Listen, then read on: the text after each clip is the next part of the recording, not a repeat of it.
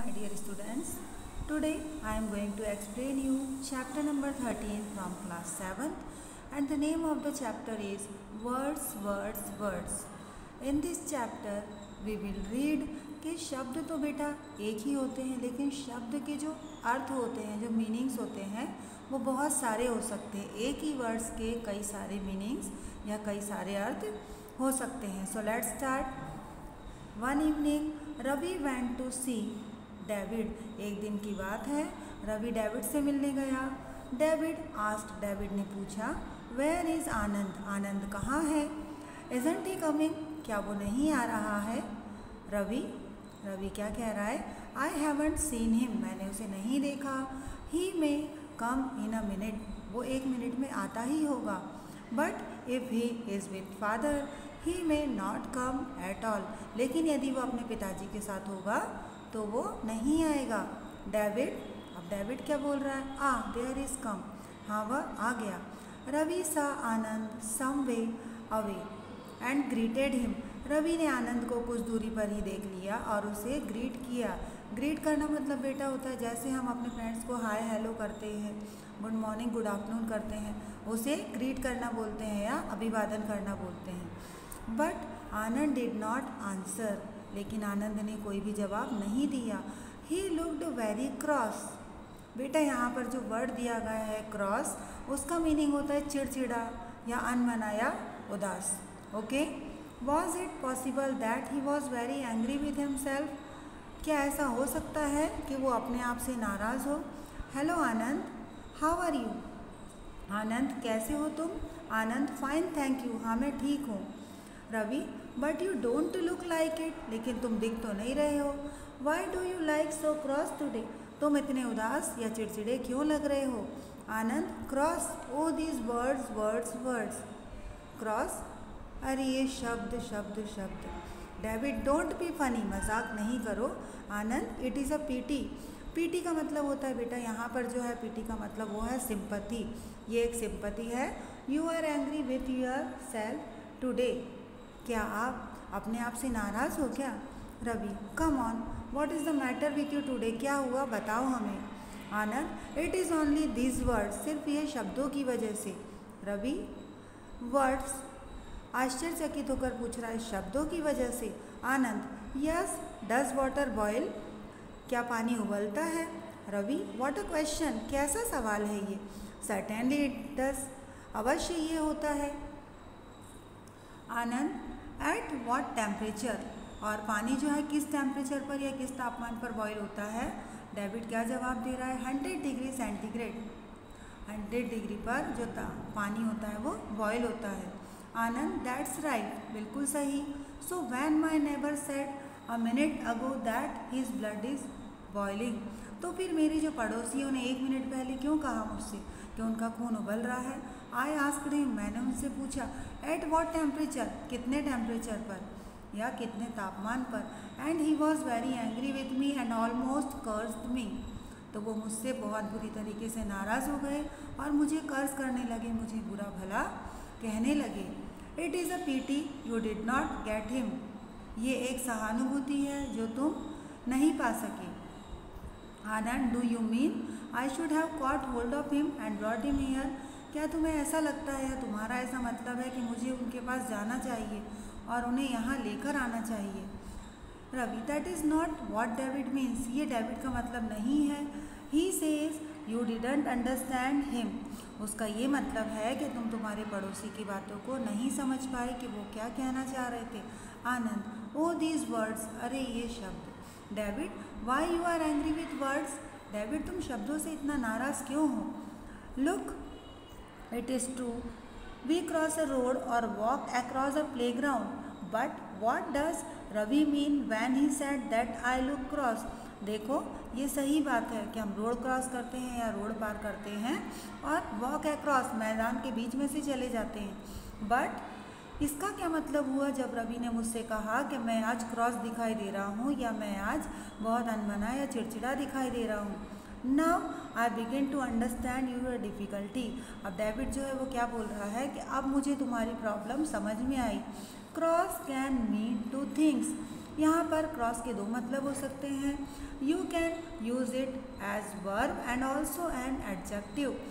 हम जो है क्रॉस को दो तरीके से यूज़ करते हैं, जो कि एक वर्ब के रूप में या क्रिया के रूप में भी हो सकता है और एडजेक्टिव यानी कि विशेषण के रूप में भी हो सकता है। When you use it as an adjective it means angry and complaining. यदि आप इस क्रॉस वर्ड को एडजेक्टिव के रूप में यूज़ करते हैं तो इसका मतलब होता है कि नाराज़ या शिकायत के रूप में। Ravi, it can also be a noun. ये एक संज्ञा के रूप में भी यूज़ हो सकता है। Yes, have you ever been to a church Anand? Anand, क्या तुम कभी चर्च गए हो? Anand, yes I have been to a church and seen a cross at the top of it. हाँ, मैं चर्च गया हूँ और वहाँ पर मैंने चर्च के सबसे ऊपरी सिरे पर एक क्रॉस देखा है। यहाँ पर क्रॉस मीन बेटा प्लस का साइन आपने देखा होगा। जो चर्च होते हैं, चर्च के ऊपर प्लस का साइन बना होता है जिसे हम क्रॉस कहते हैं। Ravi, I have seen people wearing crosses too. मैंने लोगों को क्रॉस पहने हुए भी देखा है। David, so we may hear the word cross used in 3 different ways and they mean 3 different things. तो यहाँ पर अब तुम समझ ही गए होगे कि क्रॉस मीनिंग जो है उसे हम 3 तरीके से यूज़ कर सकते हैं और उसके 3 अलग अलग अर्थ हो सकते हैं। Ravi, look at the word novel. अब हम एक शब्द की बात करेंगे जिसे हम नॉवेल कहते हैं। You may hear it used as a noun. आपको पता होगा कि हम नॉवेल वर्ड को नाउन के रूप में या संज्ञा के रूप में प्रयोग में लाते हैं। And there it means a book that tells you a long story. और यहाँ पर नाउन का मतलब नॉवेल है जो कि एक लंबी कहानी होती है। It can be used as an adjective and there it means new और स्ट्रेंज। जब हम नॉवेल का वर्ड एक एडजेक्टिव के रूप में करते हैं तो उसका मतलब नया या स्ट्रेंज या विस्मयकारी होता है। Anand, it is not surprising that Ravi sometimes get novel ideas, perhaps it is because he reads a lot of novels. अगर मैं ऐसा कहूँ कि रवि के पास कई बार कुछ नॉवेल आइडियाज़ होते हैं या नए नए आइडियाज़ होते हैं तो इसमें कोई भी आश्चर्य की बात नहीं होगी। शायद इसलिए क्योंकि जो रवि है वो बहुत सारे नॉवेल्स पढ़ता रहता है। David, you have wonder your sentence carefully and given good examples. आप अपने शब्दों को बहुत ध्यानपूर्वक यूज़ कर सकते हैं और बहुत सारे उदाहरण दे सकते हैं।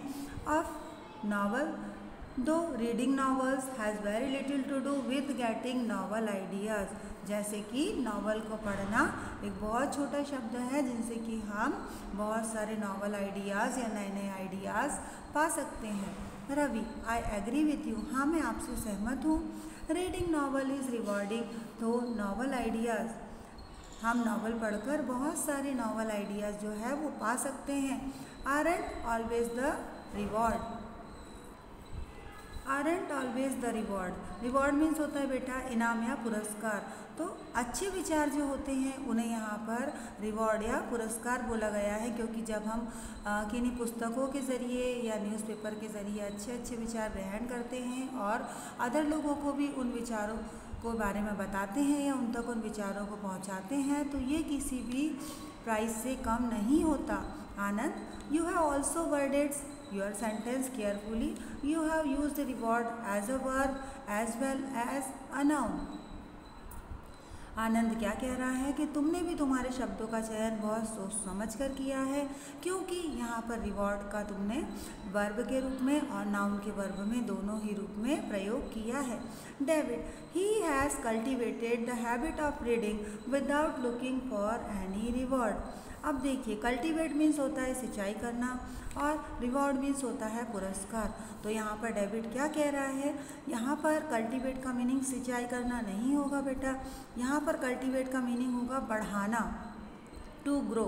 तो डेविड क्या बोल रहा है कि आनंद ने अपनी किताबें पढ़ने की हैबिट को बढ़ाया है बिना किसी पुरस्कार के बारे में सोचते हुए। Anand, that is an interesting sentence. बहुत बढ़िया वाक्य है। It is true that we cultivate the land, it is equally true that we cultivate good habits. ये सही है कि हम ज़मीन में सिंचाई करते हैं और ये भी सही है कि हम अपने अंदर अच्छी अच्छी आदतों को बढ़ाते हैं, कल्टीवेट करते हैं। Ravi, cultivate is a verb in both the sentences but didn't you use it in two different ways with two different meanings. Cultivate जो है यहाँ पर एक वर्ब या क्रिया के रूप में यूज़ हुआ है दोनों ही सेंटेंस में, लेकिन हम ये देख सकते हैं कि इन दोनों ही वाक्यों में कल्टीवेट का जो अर्थ है वो अलग अलग हुआ है। डेविड, परहैप्स नॉट, बिल्कुल नहीं। The cultivate takes a lot of trouble to grow plants and reap the crops, क्योंकि कल्टीवेट की वजह से बहुत सारी प्रॉब्लम्स होती है हमें प्लांट को ग्रो करने में और फसलों को रीप करने में। इन द सेम वे, उसी तरह we take a lot of trouble in order to form good habit, उसी तरह अच्छी आदतों को कल्टीवेट करने में या अच्छी आदतों को अपने आप के अंदर इम्प्लीमेंट करने में हमें बहुत सारी ट्रबल्स का सामना करना पड़ता है। Anand, I think I get you now, अब मुझे समझ में आ गया कि तुम क्या चाहते हो David. But look at my neighbours sentence, लेकिन मेरे नेबर्स के सेंटेंस की तरफ देखो, मेरे पड़ोसी की बातों को सुनो। He says his blood boils, उसने कहा कि उसका खून जो है वो उबलता है। इट इज़ नॉट क्लियर, ये क्लियर नहीं था व्हाट ही मीन्स, कि वो क्या कहना चाहते हैं। And why should he start cursing me, और उन्होंने मुझे बुरा भला कहना क्यों शुरू कर दिया।